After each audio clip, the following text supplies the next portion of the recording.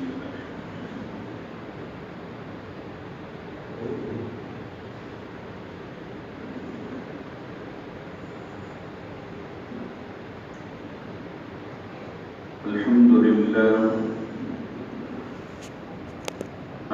لله نحمده ونستعينه ونستغفره ونؤمن به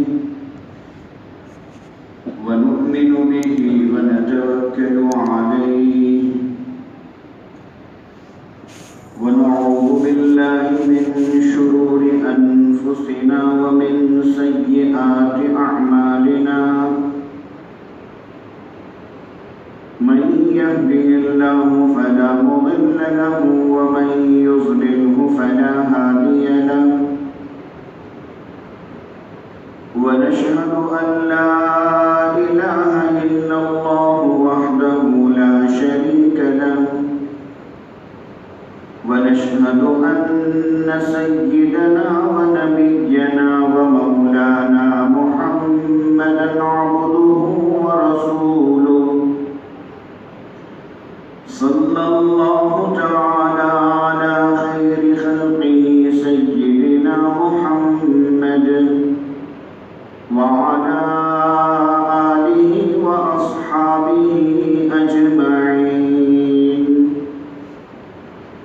أما بعد فأعوذ بالله من الشيطان الرجيم بسم الله الرحمن الرحيم يا أيها الذين آمنوا إذا دخلتم بيتا فسلموا على أنفسكم تحية من عند الله مباركة طيبة قال النبي صلى الله عليه وسلم أفشوا السلام وأطعموا الطعام وصلوا الأرحام وصلوا بالليل والناس نيام تدخلوا الجنة بسلام أو كما قال عليه الصلاة والسلام صدق الله العظيم.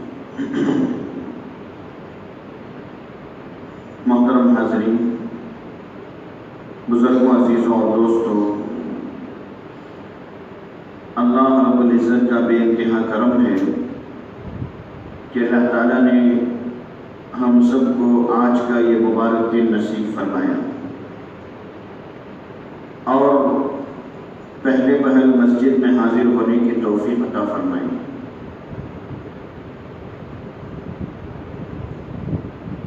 محترم حاضرین، خطبے میں حضرت قرآن پاک کی ایک آیت کریمہ اور حضرت عبداللہ بن سلام رضی اللہ تعالیٰ عنہ کی روایت کردہ ایک حدیث میں نے آپ کے سامنے پیش کی ہے۔ انشاءاللہ آج اسی کی روشنی میں کچھ باتیں میں آپ کے سامنے بیان کرنے کی کوشش کروں گا۔ آیت کریمہ کا ترجمہ اور اس کی تشریح انشاءاللہ بیان کے درمیان میں آئے گی۔ جو حدیث اس وقت پیش کی گئی ہے اسے روایت کرنے والے حضور اکرم صلی اللہ علیہ وسلم کے بہت ہی چہیتے صحابی حضرت عبداللہ بن سلام رضی اللہ تعالیٰ عنہ ہیں۔ حضرت عبداللہ بن سلام رضی اللہ عنہ یہود کے بڑے بڑے علماء میں سے تھے۔ یہ یوں سمجھ لیے کہ وہ بہت سب سے بڑے عالم تھے، لیکن جب ان کو معلوم ہوا کہ مکہ مکرمہ میں صاحب نبوت کا دعویٰ کر رہے ہیں اور اپنے آپ کو نبی بتا رہے ہیں، لوگ ان پر ایمان لا رہے ہیں، ان کی یہ علامات ہیں، یہ مدینہ منورہ میں تھے، تو ان کو اسی وقت شوق ہوا کہ مجھے ان سے ملنا چاہیے اور دیکھنا چاہیے ان کو۔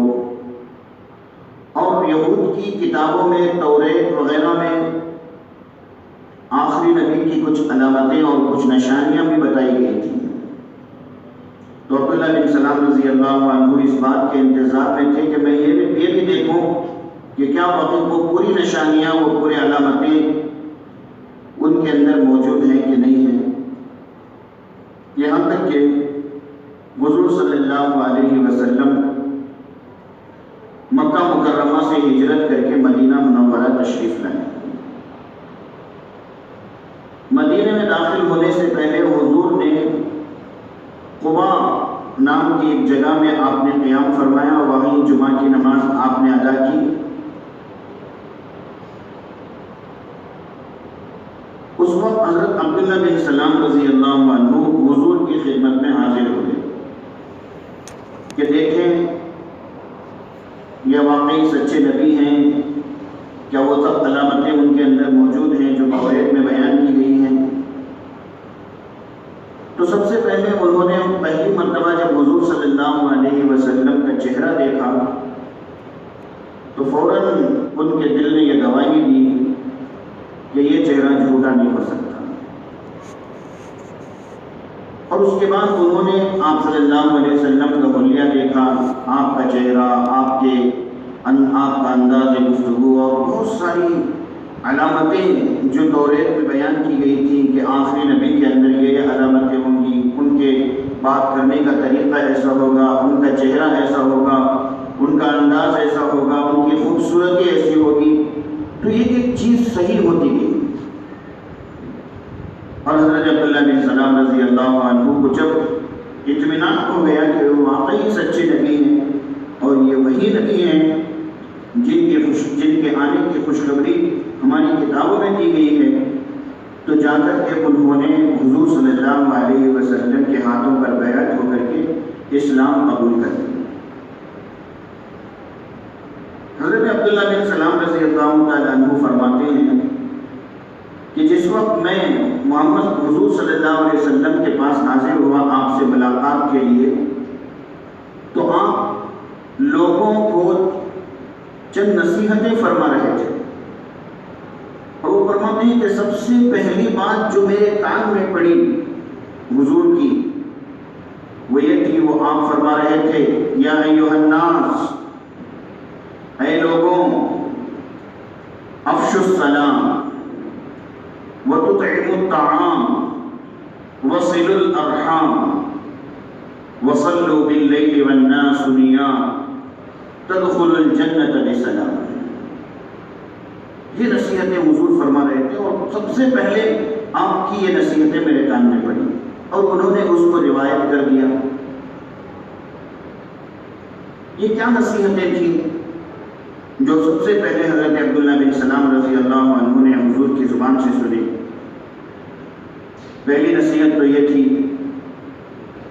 کہ اے لوگوں، سلام کو آپس میں پھیلاؤ،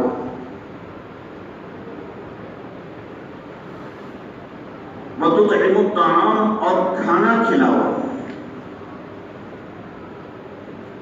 وصلوا الارحام، اور رشتہ داریوں کو جوڑ کر کے رکھو، ٹوٹنے مت دو، وصلوا باللیل والناس نیام، اور ایسے وقت میں نماز پڑھنے کا اہتمام کرو جس وقت سارے لوگ سو رہے ہیں۔ لہذا اس حدیث کے ان 4 حصوں میں سے ایک حصہ تطعموا الطعام کا ہے کہ کھانا کھلانا۔ دین اسلام میں جہاں بہت سارے دوسرے اعمال کی بڑی اہمیت ہے، ان اعمال میں سے ایک عمل غریبوں کو، محتاجوں کو اور ضرورت مندوں کو کھانا کھلانے کا عمل بھی بڑی نیکی کا باعث ہے، نیکی کا سبب ہے اور بہت پسندیدہ عمل ہے۔ حضور صلی اللہ علیہ وسلم اس نیکی کی اہمیت کو اسی سے سمجھ سکتے ہیں کہ حضور صلی اللہ علیہ وسلم اپنے یہاں آئے ہوئے کسی مہمان کو خالی ہاتھ یا خالی پیٹ جانے نہیں دیتے تھے، چاہے وہ مسلمان ہو، غیر مسلم ہو، کوئی بھی کیوں نہ ہو۔ سب سے پہلے آپ اپنے گھروں میں بھیجتے تھے کہ بھئی ایک مہمان ہے، کیا ان کے لیے کوئی انتظام ہے؟ آپ کے مکانات سے اگر انتظام ہو جاتا تو آپ کھلاتے، یا صحابہ کرام رضی اللہ عنہم کے حوالے کرتے کہ یہ مہمان ہے، کبھی کوئی یہودی، کبھی کوئی غیر مسلم، کبھی کوئی مسلمان، کوئی نہ کوئی آ جاتے تھے، اور کبھی کبھی کوئی جماعت آ جاتی، کوئی وفد آ جاتا، آپ ان کا بہترین اکرام فرماتے۔ محدثین نے فرمایا کہ تطعم الطعام، کہ کھانا کھلاؤ صرف غریبوں اور محتاجوں کو ہی نہیں، بلکہ بندے کے اندر کھانا کھلانے کا ایک مزاج ہونا چاہیے۔ کبھی اپنے بھائی کو بلا لے، اچانک کوئی کسی وقت میں کوئی اچھا بنا ہو گھر میں، یا کوئی وقت طے کر کے بھائی کو گھر پہ بلا لے، بہن کو بلا لے، یا کبھی کوئی دوست کو بلائے کھانا کھلا دے، یا کبھی کسی عالم کو بلا کر کے کھلا دے، یا کوئی مہمان یا کوئی مسافر ہیں تو ان کو کھلانے کا مزاج بنائے۔ کبھی جن کے پیچھے ہم نماز پڑھتے ہیں امام مسجد، کبھی ان کی دعوت کر دے، بغیر کسی غرض کے، کوئی غرض نہیں، اچانک کبھی کسی کی دعوت، کسی کو کھانا کھلانے کا مزاج بنائے۔ اور یہ بات تو طے ہے کہ مہمان اپنی روزی لے کر کے آتا ہے، اور وہ جتنے مہمان کسی کے یہاں آتے ہیں اتنی برکتیں اللہ رب العزت اس گھر میں نازل فرماتے ہیں، اتنی برکتیں نازل فرماتے ہیں۔ تو بغیر کسی غرض کے کبھی کسی کو کھانا کھلاتے رہنے کا اہتمام ہونا چاہیے۔ تطعم الطعام، اور صل الارحام، رشتہ داری کا لحاظ رکھو۔ حضور اس وقت نصیحت کر رہے ہیں جب حضرت عبداللہ بن سلام رضی اللہ عنہ نے جب حضرت عبداللہ بن سلام رضی اللہ عنہ نے حضور کی نصیحت کو سنا پہلی مرتبہ۔ رشتہ داری یہ بہت بڑی چیز ہے۔ فرمایا کہ جب اللہ نے رشتہ داری کو پیدا فرمایا تھا، رشتہ داری کو بنایا تھا، تو اس وقت اللہ نے اپنی قدرت کے مطابق اسے ایک جسم عطا فرمایا، اور وہ رشتہ داری اللہ کے عرش کو پکڑ کر کے اللہ سے یہ درخواست کرنے لگی کہ یا اللہ، جو مجھے جوڑ کر کے رکھے، جو میرا لحاظ کرے، جو مجھے میرا احترام کرے، یا اللہ اسے بھی آپ اپنے سے جوڑ لیجئے، اسے اپنا بنا لیجئے۔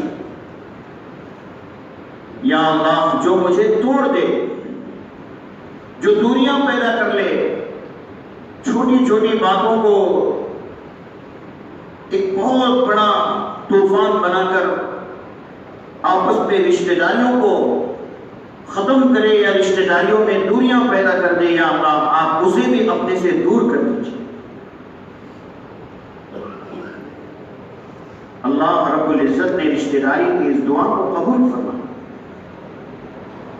تو اس لیے رشتہ داری بہت بڑی چیز ہے، اور فرمایا کہ بعض لوگ ایسے ہیں کہ کوئی ہمارے ساتھ اچھا کرتا ہے تو ہم بھی اس کے ساتھ اچھا کریں گے، یہ مزاج رکھتے ہیں۔ حضور صلی اللہ علیہ وسلم نے فرمایا کہ یہ تو برابری ہوگی،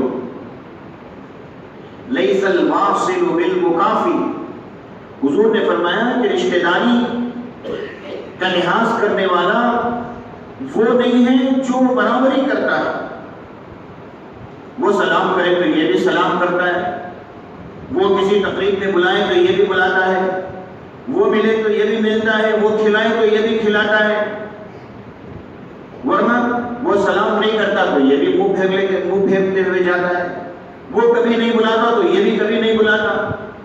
تو حضور نے فرمایا یہ تو برابری ہے، یہ رشتہ داری نہیں ہے۔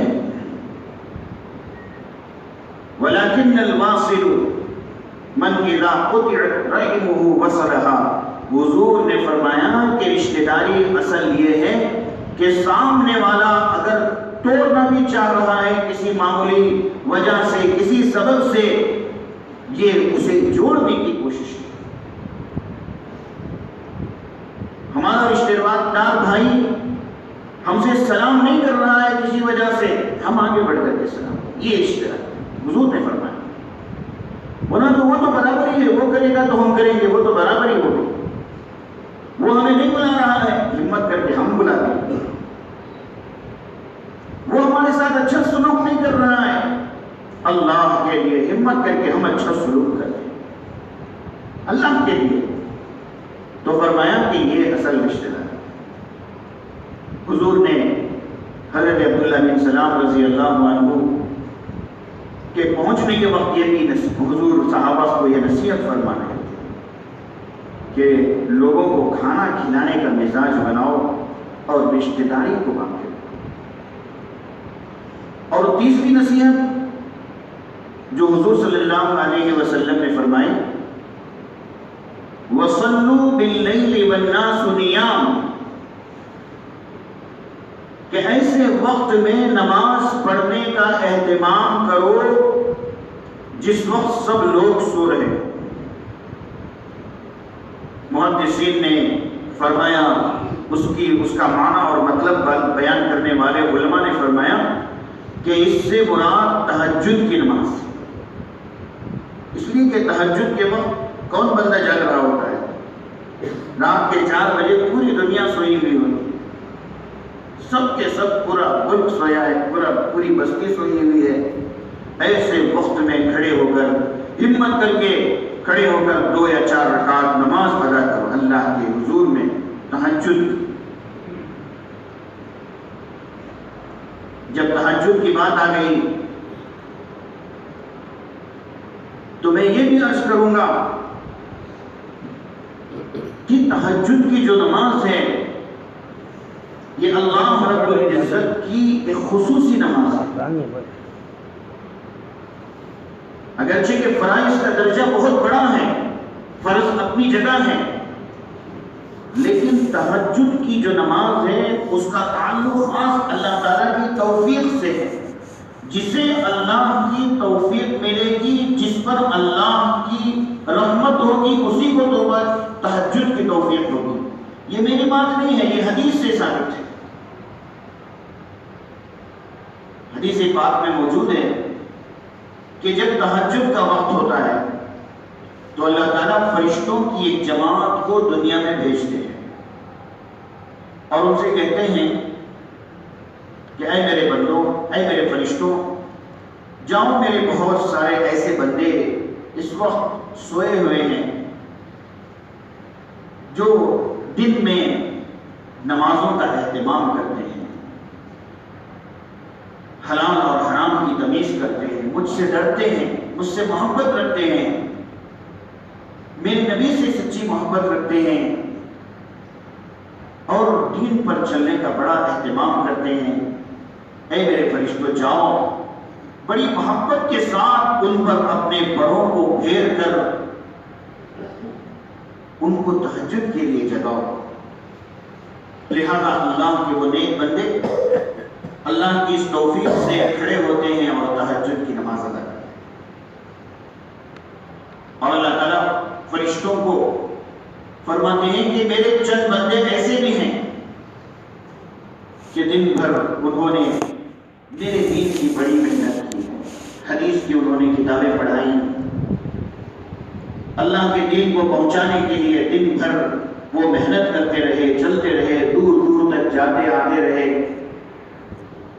کتابوں کو لکھنے میں ان کا وقت گزرا، قرآن پڑھانے میں ان کا وقت گزرا، حدیث پڑھانے میں دن بھر ان کا وقت گزرا، نمازوں کی پابندی میں ان کا وقت گزرا، ذکر و اذکار میں، تلاوت میں، حلال کمائی میں انہوں نے اپنا پسینہ بہایا۔ اے میرے فرشتوں، میرے یہ بندے میرے بہت خاص ہیں، ان کو بھی جگانے کی کوشش کرو، ان پر بھی اپنے پروں کو پھیرو محبت کے ساتھ۔ اگر وہ اٹھ جائیں اور اٹھ کر کے تہجد کے لیے کھڑے ہو جائیں تو میں ان کو دگنا ثواب دوں گا، لیکن دن بھر دین کی محنت کی تھکان کی وجہ سے اگر وہ اٹھے نہیں، ایسے ہی سوتے رہے، فجر کی نماز کو وہ اٹھے تو میں ان کو تہجد کا ثواب دوں گا، اس لیے کہ دن بھر انہوں نے دین کی محنت کی ہے، بڑے تھک کر سوئے ہیں۔ یہ تو دو باتیں ہو گئی، لیکن یہ تیسرا جو طبقہ ہے بہت ڈرنے کی ضرورت ہے اور اللہ سے دعا کرنے کی ضرورت ہے کہ یا اللہ ہمیں ان دونوں میں سے کسی ایک میں ہمارا شمار فرما دیجئے، اور یا اللہ اس تیسرے میں ہمارا شمار نہ فرمائیے۔ اللہ فرماتے ہیں کہ اے میرے فرشتوں، میرے پاس بندے دنیا میں اس وقت سوئے ہوئے ہیں، جاؤ ان کو تھپک تھپک کر اور گہری نیند سلا دو۔ کیوں؟ اس لیے کہ دن میں انہوں نے نہ حلال کی تمیز کی، نہ حرام کی تمیز کی، دھوکہ دیتے رہے، جھوٹ بولتے رہے، نمازوں کو چھوڑتے رہے، نہ ان سے نہ اللہ سے ان کا کوئی تعلق، نہ اللہ سے ان کی کوئی محبت، نہ دین کے احکام پر چلنے کا کوئی اہتمام، نہ اللہ کے راستوں میں خرچ کرنے کا کوئی اہتمام، دنیا کی چیزوں میں اور جو ہے بیکار رسم و رواجات میں لاکھوں کروڑوں روپے بہا رہے ہیں، اللہ کے راستے میں دین کے کام میں خرچ کرنے ان کا دل نہیں آتا، یعنی میرے دین کا کوئی احترام ہی ان کے دل میں نہیں، اپنے نبی کی کچھ محبت ہی ان کے دل میں نہیں ہے۔ میں نہیں چاہتا کہ میرے یہ گنہگار بندے تہجد کے وقت میں کھڑے ہو کر میرے سامنے کھڑے ہوں، جاؤ انہیں تھپک تھپک کر کے سنا۔ دن میں انہوں نے اللہ کے احکام کی قدر نہیں کی، عزت نہیں کی، تو ایسے لوگوں کو تہجد کی توفیق نہیں۔ اب ہم اور آپ اندازہ لگائیں کہ ہم کن لوگوں میں سے ہیں اور ہمارا کیا حال ہے، اور ہمیشہ اللہ سے دعا کرنا چاہیے کہ یا اللہ اپنے نیک بندوں میں ہمارا شمار کرو، اور کبھی کوئی گناہ ہو جائے، کوئی غلطی ہو جائے، انسان ہونے کے ناطے یہ تو ہونا ہی ہے، فوراً توبہ و استغفار کا اہتمام ہو، فوراً ندامت ہو، شرمندگی ہو، اللہ کے سامنے ہاتھ اٹھا کر ایک دو آنسو نکل کر کے اللہ سے معافی مانگی جائے، گناہوں پر جرأت ہرگز نہ ہو۔ بڑے مزے سے گناہ ہو رہے ہیں، کوئی ندامت نہیں، کوئی شرمندگی نہیں، کسی طرح کا کوئی احساس نہیں، بڑے مزے سے مہینے مہینے کی نمازیں غائب، بڑے مزے سے حرام آ رہا ہے، کھا رہے ہیں، دعوتیں اڑائی جا رہی ہیں، کسی طرح کا خوف دل میں نہیں ہے، اللہ کا ڈر نہیں ہے، اور کوئی اس کی اہمیت نہیں ہے، بڑے مزے سے رسم و رواجات میں دین کے خلاف پیسے خرچ کیے جا رہے ہیں، بڑے خوش ہو رہے ہیں۔ اللہ ایسے بندے بہت ناپسند ہیں، گناہوں پر جرأت کرنے والے اللہ کو بہت ناپسند ہیں۔ اللہ فرماتے ہیں اے میرے فرشتوں، تہجد کے وقت میں نہیں چاہتا کہ یہ بندے میرے سامنے کھڑے ہوں، انہیں تھپک تھپک کر کے سنا۔ وَصَلُّوا بِاللَّيْلِ وَالنَّاسُ نِيَامٌ، حضور نے فرمایا کہ اے میرے امتیوں اور اے اللہ کے بندوں، ایسے وقت میں نماز پڑھنے کا اہتمام کرو جس وقت میں سب لوگ سو رہے ہیں۔ ایک تو تہجد کی نماز، بعض علماء نے اس کا ایک مطلب، تہجد کی نماز تو ہے ہی، ایک اور مطلب بیان فرمایا کہ اس سے مراد فجر کی نماز اور عشاء کی نماز ہے، فجر کی نماز اور عشاء کی نماز ہے۔ اس لیے کہ فجر کی نماز میں بھی پورا شہر سویا ہوا ہوتا ہے، پورا ملک سویا ہوا ہوتا ہے۔ ایسے وقت میں کچھ اللہ کے نیک اور باہمت بندے اپنے آپ کو جگاتے ہیں، اٹھ کھڑے ہوتے ہیں، اللہ کے گھر میں آتے ہیں اور 2-4 رکعت نماز ادا کرتے ہیں۔ یہ بہت ہمت کی بات ہے، اللہ کی توفیق کی بات ہے۔ حضور نے فرمایا کہ نماز فجر کے موقع پر جب ساری دنیا سوئی ہوئی ہے، ایسے وقت میں ہمت کر کے فجر کے لیے کھڑے ہو اور مسجد میں آ کر کے نماز ادا کرو۔ آج نماز فجر کی کیا حالت ہے؟ دن کی ابتدا نماز فجر سے کی جائے، دن کی ابتدا اللہ کی حمد اور اللہ کی تعریف سے کی جائے، نماز سے کی جائے، دعاؤں سے کی جائے، پھر دیکھیے وہ دن کتنا پرسکون گزرتا ہے، کیسے خیر و برکت والا گزرتا ہے، کیسے معصیت سے، گناہوں سے، حادثات سے اللہ رب العزت حفاظت فرماتے ہیں۔ دن کی ابتدا آج فجر کی نماز میں کیا حال ہے؟ گنے چنے 5-6 بندے مسجد میں، 8, 10, 15, 20 مسجد میں، جبکہ ہزاروں موجود ہیں محلے میں، کہاں چلے گئے؟ آدھی رات تک جاگنا، ٹی وی، فون اور نہ جانے بیکار ایران دوران کی باتوں میں وقت گزارنا، اور فجر کی نماز کے موقع پر گہری نیند سو جانا، کیا اللہ سے ناراضگی کی یہ علامت نہیں ہے؟ کیا یہ اللہ کی ناراضگی کی علامت نہیں ہے؟ کیوں ہمیں احساس نہیں ہوتا؟ فجر کی نماز کی ادائیگی مسلمانوں کی بہت بڑی کامیابی ہے، بہت بڑی کامیابی ہے۔ اسی لیے اس کا یقین غیروں کو ہے۔ دین اسلام کا ایک سخت ترین دشمن، موجودہ زمانے کا بدنام زمانہ، وہ اپنی ایک اسپیچ میں کھڑے ہو کر کے یہ کہتا ہے کہ مسلمان اگر فجر کی نماز میں ایسے آنے لگے جیسا کہ جمعہ کی نماز میں آتے ہیں، ہماری ساری سازشیں ناکام ہو جائیں گی۔ ہم کامیاب اسی لیے ہیں کہ مسلمان فجر کی نماز نہیں پڑھتے۔ سالوں سال گزر گئے فجر کی نماز پڑھ رہے، کیوں احساس نہیں ہے؟ اللہ کو ایسے جری بندے پسند نہیں، گناہوں پر جرأت کرنے والے بندے اللہ کو پسند نہیں۔ وَصَلُّوا بِاللَّيْلِ وَالنَّاسُ نِيَامٌ، جب لوگ سو رہے ہوں ایسے وقت میں نماز پڑھو۔ اور عشاء کی نماز اگرچہ کہ اس وقت لوگ سو رہے نہیں ہوتے ہیں، لیکن سونے کی تیاری میں ہوتے ہیں، سونے کی تیاری میں۔ عشاء کی نماز کا اہتمام، اور حدیث پاک میں ہے کہ جو لوگ، میری بات نہیں ہے، اللہ کے پیارے نبی علیہ السلام کی بات ہے جو کہ سچی ہے، 100% سچی ہے۔ فجر اور عشاء کی نماز میں کوتاہی کرنے والوں کے دلوں میں نفاق ہے۔ اللہ، آپ نے منافق قوم کو نہیں کہا، لیکن آپ نے فرمایا کہ نفاق کا کچھ ذرہ، کچھ حصہ ان کے دلوں میں۔ نفاق کسے کہتے ہیں؟ منافق کسے کہتے ہیں؟ منافق کہتے ہیں ایسے آدمی کو جسے اپنے دین کے سچا ہونے پر بھروسہ نہیں ہے، اپنے نبی کے سچا ہونے پر بھروسہ نہیں ہے، ایسے آدمی کو منافق۔ اب ہم فجر کی نماز میں کوتاہی کر رہے ہیں، عشاء کی نماز میں کوتاہی کر رہے ہیں، تو کیا ہوگا؟ ذرا ہم خود اندازہ لگائیں، کسی کو کسی کے بارے میں کچھ کہیں۔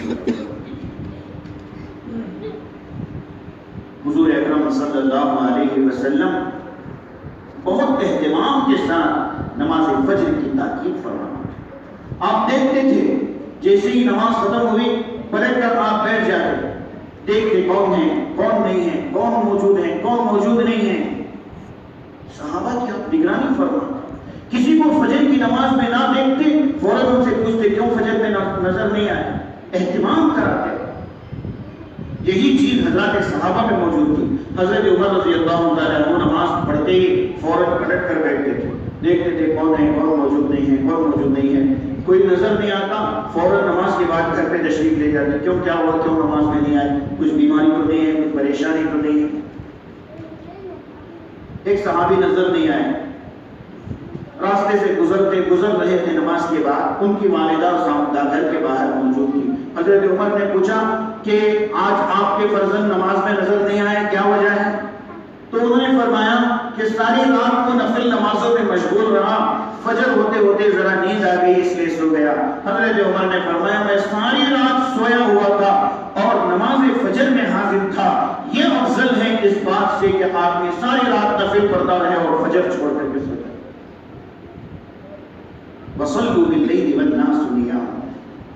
ایسے وقت میں جبکہ پوری دنیا غافل ہو کر کے سو رہی ہے، ایسے وقت میں ہمت کے ساتھ نماز فجر کے لیے کھڑے ہونا، مسجد میں آنا اور اللہ سے سچی محبت کا ثبوت دینا، اللہ سے سچی محبت کا اظہار کرنا، یہ اللہ کو بہت پسند ہے۔ اور چوتھا حکم، چوتھی بات، چوتھی نصیحت جو حضور صلی اللہ علیہ وسلم نے اس وقت فرمائی، حضرت عبداللہ بن سلام رضی اللہ تعالیٰ عنہ کے پہنچنے کے موقع پر فرمایا افشوا السلام، سلام کو کثرت کے ساتھ آپس میں پھیلاؤ، سلام کرنے کا اہتمام کرو۔ سلام اللہ کی طرف سے ایک بہت بڑا تحفہ ہے ایمان والوں کے لیے، یہ دنیا والوں کا بنایا ہوا نہیں ہے۔ جیسے گڈ مارننگ ہے، گڈ ایوننگ ہے، گڈ نائٹ ہے، اور اس طرح کی جو چیزیں ہیں یہ دنیا کے بنائے ہوئے الفاظ ہیں۔ یہ السلام علیکم کو جو لفظ ہے وہ اللہ کی طرف سے نازل ہوا لفظ ہے، اس میں بڑی برکتیں ہیں، اور یہ میری بات نہیں ہے، قرآن پاک میں فرمایا گیا یا ایھا الذین آمنوا اذا دخلتم بیتا فسلموا علی انفسکم، اے ایمان والوں جب تم گھر میں داخل ہو تو گھر والوں کو سلام کرو۔ فرمایا تحیۃ من عند اللہ، یہ تحیہ یعنی یہ خوبصورت تحفہ، یہ ایک دوسرے کو سلامتی دینے کی جو دعا ہے یہ اللہ کی طرف سے نازل شدہ ہے، مبارکۃ طیبہ، بہت بابرکت ہے، اس میں بڑی برکتیں ہیں، طیبہ اور بہت پاکیزہ ہے، بہت خوبصورت دعا ہے، السلام علیکم، سلام۔ اور اس سلام کسے کہتے ہیں؟ سلامتی کی دعا کو۔ میں کسی کو سلام کر رہا ہوں السلام علیکم، کیا کہہ رہا ہوں؟ آپ سلامت رہیں، اللہ تمہارے اوپر سلامتی نازل فرمائے، اللہ تمہیں خوش رکھے، اللہ تمہیں عافیت دے۔ یہ کتنی اچھی دعا ہے، السلام علیکم۔ اور حضور نے فرمایا کہ آپس میں سلام کرنے کا اہتمام رکھو، چاہے اسے پہچانتے ہو یا نہ پہچانتے ہو، معلوم ہے کہ یہ مسلمان ہے لیکن رشتہ دار نہیں ہے، محلے والا نہیں ہے، گلی والا نہیں ہے، تجارت میں اس کا کوئی تعلق نہیں ہے، اس سے کوئی ہمارا اس کی پہچان ہی نہیں ہے، لیکن اس کے سر پہ ٹوپی ہے، سلام کرو، جانتے ہو کہ اس کو مسلمان ہے، سلام کرو۔ حضور نے فرمایا کہ قیامت کے قریب ایک زمانہ ایسا آئے گا کہ لوگ سلام کو بھی اپنے ذاتی اغراض کے لیے استعمال کریں گے۔ کسی کے پاس کچھ پیسے آنا ہو، بار بار اسے سلام علیکم، سلام علیکم، کئی کو پیسے، یا میرے صاحب کو بار بار سلام، جھک جا گر جائے ان کے پاؤں، کیا تمہیں عہدہ مل جاتا ہے چھوٹا موٹا، کوسی نے بھی کرسی مل جاتی ہے، اغراض پر سلام۔ یمنی صاحب کو اٹھے تو ایک سلام، بیٹھے تو ایک سلام، گلی کے مالدار صاحب کو اٹھے تو ایک سلام، بیٹھے تو ایک سلام۔ کوئی غریب ہے مسجد کے، وہ کوئی غریب گزر رہا ہے، یا قابل عزت مسجد کے امام صاحب گزر رہے ہیں، یا مؤذن صاحب گزر رہے ہیں، یا کوئی ہمارا غریب پڑوسی ہے، پڑوسی ہے، اسے سلام، کیا ضرورت اسے سلام؟ قیامت کے قریب سلام کو بھی اغراض کے لیے استعمال کیا جائے گا، اپنے ذاتی مفاد کے لیے استعمال کیا جائے گا، اور یہ قیامت کی علامتوں میں سے ہے، اور جو اس وقت ہم دیکھ رہے ہیں۔ سلام کوئی معمولی چیز نہیں ہے، یہ نیکیوں کا خزانہ ہے۔ السلام علیکم ہم نے کسی کو کہا، 10 نیکیاں اللہ کی طرف سے مل گئی، اللہ اکبر۔ کل قیامت کے دن یہ ایک نیکی کی قدر معلوم ہوگی. اور السلام علیکم پر 10 نیکیاں ملیں. حضور صلی اللہ علیہ وسلم کی مجلس چل رہی تھی. ایک صحابی آیا, انہوں نے السلام علیکم کہا اور بیٹھ گئے. حضور نے فرمایا وعلیکم السلام, بیٹھ جاؤ تمہیں 10 نیکیاں ملی. پھر کچھ دیر کے بعد ایک اور صحابی آئے, انہوں نے کہا السلام علیکم ورحمۃ اللہ. حضور نے فرمایا بیٹھ جاؤ تمہیں 20 نیکیاں ملی. وعلیکم السلام ورحمۃ اللہ. پھر کچھ دیر کے بعد ایک اور صحابی آئے, انہوں نے فرمایا السلام علیکم ورحمۃ اللہ وبرکاتہ. حضور نے فرمایا وعلیکم السلام ورحمۃ اللہ وبرکاتہ, بیٹھ جاؤ تمہیں 30 نیکیاں. اور سلام کو صحیح الفاظ کے ساتھ کرنا بھی ضروری ہے, ورنہ یہ عربی زبان بڑی نازک اور پیاری زبان ہے, بڑی نزاکت ہے اس میں. تھوڑا بہت الفاظ آگے پیچھے ہوئے معنی بدل جائے. اگر کسی نے کہا السلام علیکم کی جگہ سلام علیکم, لام چھوڑ دیا, کیا ترجمہ ہوگا؟ تم برباد ہو جاؤ, تمہیں موت آئے. سلام علیکم, تم پر لعنت ہو. یہودی حضور صلی اللہ علیہ وسلم کی مجلس میں چونکہ حضور سے دل سے بغض رکھتے تھے, عداوت دشمنی رکھتے تھے, اوپر اپنے آپ کو بڑا اچھا دکھاتے تھے, آ کر کے حضور کو سلام کرتے. کیسے؟ السلام علیکم السلام علیکم, کہ تمہیں موت آ جائے تمہیں موت آ جائے. اللہ نے ان کی پول کھولی قرآن پاک میں کہ اے نبی صلی اللہ علیہ وسلم, یہ آ کر کے آپ کو السلام علیکم نہیں کہتے بلکہ السلام علیکم کہتے ہیں. اور اللہ رب العزت ان کی یہ بد دعا انہیں پر لوٹا دیں گے, آپ تک یا ان کی بد دعا نہیں پہنچی. سلام کے الفاظ کو السلام علیکم کیا مشکل ہے بتائیے. آج سلام بھائی, سلام علیکم, یہ عجیب طریقے ہیں. یا جاتے جاتے زور سے اوپر سے ہاتھ ہٹا دے, انہیں اوپر سے ہاتھ ہٹا دے, نہ زبان سے کچھ نکلا نہ اس کی زبان سے کچھ نہیں نکلا. اور پھر وعلیکم السلام والسلام بھائی, کیا عجیب بات. وعلیکم السلام بولنے میں کیا مشکل ہے, والسلام بھائی کیا عجیب بات ہے. سلام اللہ کی طرف سے نازل شدہ ایک لفظ ہے, اس ایک لفظ کا بھی ہم احترام نہیں کرے اور اسے بھی صحیح تلفظ کے ساتھ نہیں ادا کرے تو یہ ہماری کتنی بڑی کوتاہی اور کتنی بڑی بدنصیبی ہے.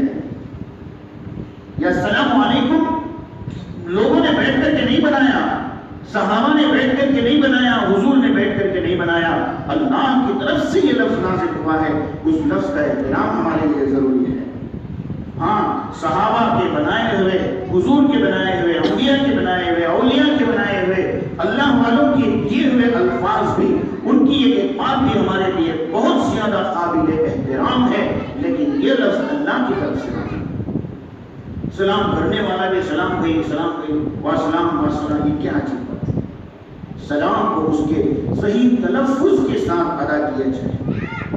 اور سلام کسے کرتے ہیں؟ عموماً دوستوں کو سلام کیا جاتا ہے, عموماً بڑوں کو, مالداروں کو اور ایسے ذرا اچھے لوگوں کو سلام کیا جاتا ہے. عموماً گھروں میں داخل ہوتے وقت سلام کی ہماری عادت نہیں ہے. بیوی کو کبھی ہم نے سلام کیا؟ بیوی کو سلام کرنے کی عادت ہی نہیں ہے. حالانکہ ہمارے لیے سلامتی کی سب سے زیادہ حقدار وہی ہے. وہ سلامت رہے گی, وہ عافیت سے رہے گی, وہ صحت کے ساتھ رہے گی, وقت پر کھانا روٹی ملے گی, وقت پر کپڑے دھلے ہوئے پاکیزہ ملیں گے. وہ بیمار ہو کر کے سو جائے گی, وہ ہمارے لیے, ہم اسے سلامتی کی دعا نہیں دے رہے ہیں, ہم اسے عافیت کی دعا نہیں دے رہے ہیں. وہ بیمار ہے, وہ پریشان ہے, وہ مستقل پریشانیوں میں مبتلا ہے, نہ وقت پر کھانا ڈھنگ سے مل رہا ہے, نہ کپڑے ڈھنگ سے مل رہے ہیں, خود یہ بھی پریشان, کبھی اس ہاسپٹل کو, کبھی اس ہاسپٹل کو, کبھی اس عامل کے پاس, کبھی اس عامل کے پاس, کیسے کہاں نہ جانے کہاں جا کر رہے. گھر میں داخل ہوتے ہیں، ماں باپ بیٹھے ہوئے، کون سلام کرتا ہے؟ السلام علیکم ابا، السلام علیکم امی جان، یا زور سے السلام علیکم کوئی کرتا ہے؟ اب وہ والد کا یہ روب اور خوف بھی ہوتا ہے، اور یہ بھی بچنا سیدھا گھس گیا، امی بیٹے میں سیدھا گھس گیا۔ ارے ماں باپ سے بڑھ کر ہماری سلامتی کی دعا کا کون مستحق ہے؟ اگر ماں باپ سلامت رہیں گے ہمارے لیے ان کے دعا کے ہاتھ اٹھے۔ ماں باپ کو سلام کرنے کا اہتمام کرو، اپنے بچوں کو سلام کرو، سلام کی عادت سکھاؤ۔ بچے سلامت رہیں گے ہم بھی سلامت ہیں، بچے سکون سے ہیں ہم بھی سکون سے ہیں۔ بچہ تھوڑا بیمار ہو جائے، تھوڑا اس کی عافیت میں فرق پڑ جائے، جینا دوبھر ہو جاتا ہے، پریشان ہو جاتے ہیں۔ دن میں 8-10 مرتبہ سلامتی کی دعا دو بچوں کو، السلام علیکم، ماں کو سلامتی کی دعا دو السلام علیکم، بیوی کو سلامتی کی دعا دو السلام علیکم۔ اب جا کر کے سلام کریں گے، خوش ہو جائے گی بیوی، بھئی کہاں سے آ گئے، اچانک کیا سلام کرتا دیکھیں، اچانک کیا کرتا۔ عادت بنانا چاہیے، ہمیں عادت بنانا چاہیے، السلام علیکم، کیا بڑی بات ہے۔ بیوی کی سلامتی ہمارے لیے ضروری ہے، ماں باپ کی سلامتی ہمارے لیے ضروری ہے، بچوں کی سلامتی ہمارے لیے ضروری ہے۔ اس لیے السلام علیکم کا لفظ بولنے میں ہمیں ہچکچانا نہیں چاہیے اور کوئی کوتاہی نہیں کرنا چاہیے، اور والسلام نہیں بلکہ وعلیکم السلام، وعلیکم السلام یا وعلیکم السلام، کہ بھئی تم پر بھی سلامتی، تم پر بھی سلامتی ہو۔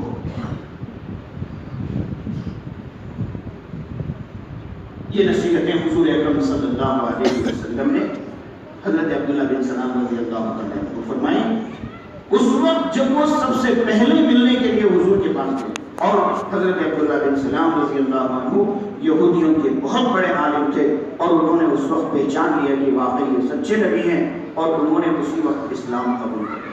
بہت بڑے عالم ہونے کے باوجود انہوں نے اسلام قبول کر لیا اور سچے اور پکے مسلمان ہوئے۔ اس لیے یہ 4 نصیحتیں جو حضور نے کی ہیں، ایک فرمایا کہ سلام کو کثرت کے ساتھ آپس میں پھیلاؤ، اور دوسرا کھانا کھلانے کا اہتمام رکھو، غریبوں کو، محتاجوں کو، ضرورت مندوں کو، یا کبھی اپنوں کو، کبھی بہن کو اچانک کھانے پہ بلا لیا، کبھی بھائی کو اچانک کھانے، کسی دوست کو بلا لیا، کبھی اس طرح کی کھانا کھلانے کا مزاج ہونا چاہیے بندے کو، کنجوس اور تنگدل نہیں ہونا چاہیے۔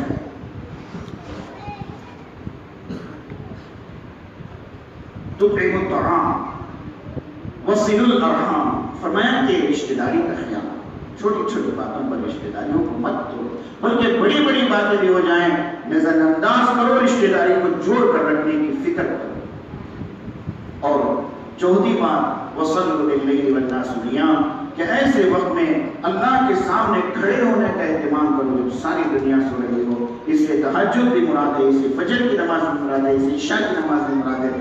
اس لیے اللہ سے دعا کریں کہ اللہ تعالیٰ ہم سب کو ان باتوں پر عمل کرنے کی توفیق عطا فرمائے۔ اور سلام کرنا سنت ہے، اور سلام کا جواب دینا واجب ہے، ضروری ہے، سلام کا جواب دینا ضروری ہے۔ اور پھر یہ اور بات میں آپ کو سلام کی متعلق یہ بیان کر دوں کہ سلام کے ذریعے سے دل صاف اور پاک ہوتے ہیں۔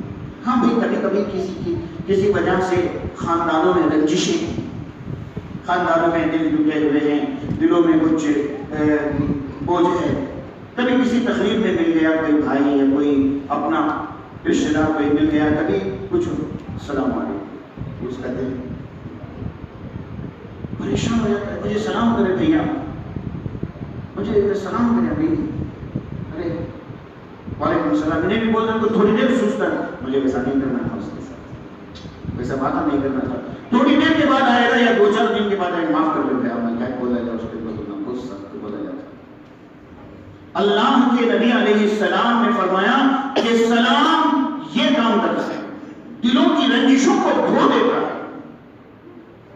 کوئی دوست کسی دوست سے کچھ آگے پیچھے ہو گیا تھا، کوئی رنجش ہو گئی تھی، کوئی لڑائی جھگڑا ہو گیا تھا، کچھ دن گزر گئے، کبھی وہ نظر آیا چہرہ پہ وہ کبھی نہ آئے نہیں، چہرہ پھیرنے کے بجائے سلام نہیں کیا دوست سوچنے پر مجبور ہو جائے گا، ارے میں اس کے ساتھ اتنی زیادتی کریا پھر بھی نے مجھے سلام کرے، دل پاک ہو۔